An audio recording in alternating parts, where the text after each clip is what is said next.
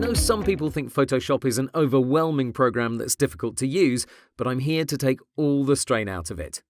I want to show you right from the start how you'll be able to get fantastic results with only a few steps. In this activity, we'll transform this image, which is fairly dull, to this. Everything will be done in just a few minutes. 1. Make it black and white. 2. Bring back colour to her lips. So let's start with this image that you have attached to this lecture. Please download it, right-click it, and open it in Photoshop. Okay, don't worry about the specifics because we'll cover them later. Just follow my lead. This is what Photoshop should look like on your end.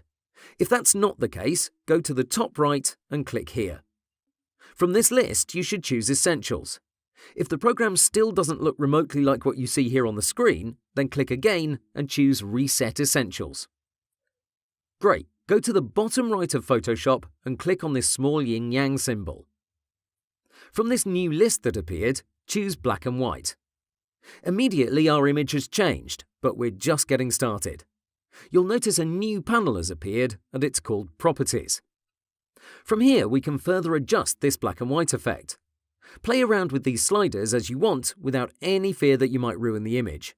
You can see the photo quality is quite poor, so some of these settings accentuate those issues.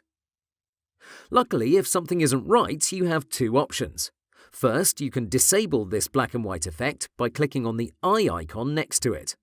This is also helpful if you want to compare your before and after shots. Click again to re-enable it.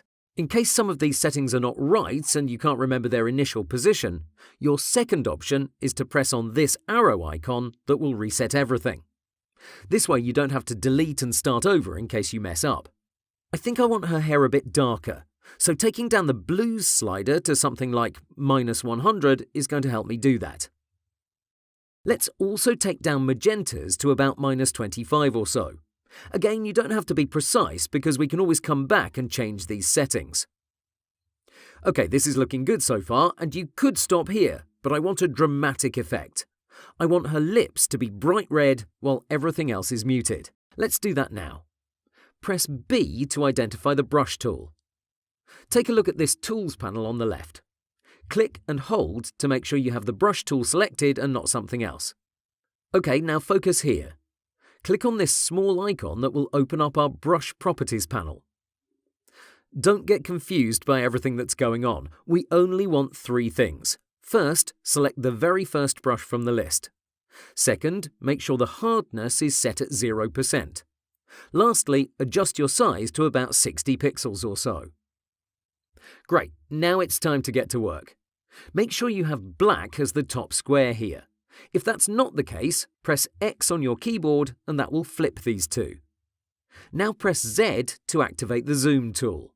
You'll see your cursor will now look like this. Click several times until you're up close.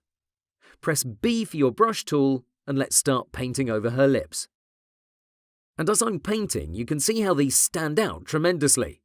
If you're not precise, don't worry. Let's say I messed up and I went too far. Not a problem. Hit X again and this time white will be the top colour.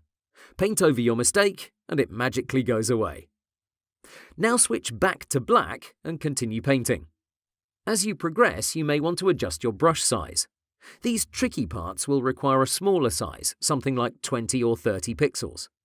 Once you're done, press Ctrl or Command 0. This will reset your zoom level and you can see your result. And that's it. In just a few steps, we made the image black and white, we enhanced her hair, and we went for a creative effect by showing off her lips. By painting over them, we're no longer able to adjust them with our black and white slider, but everything else is fair game. Here's what you can do right now. Perform the same steps, but take it further by doing the same thing to her nails. This should take you around 3 to 4 minutes to get a good result. Have fun, and I'll see you in the next lecture.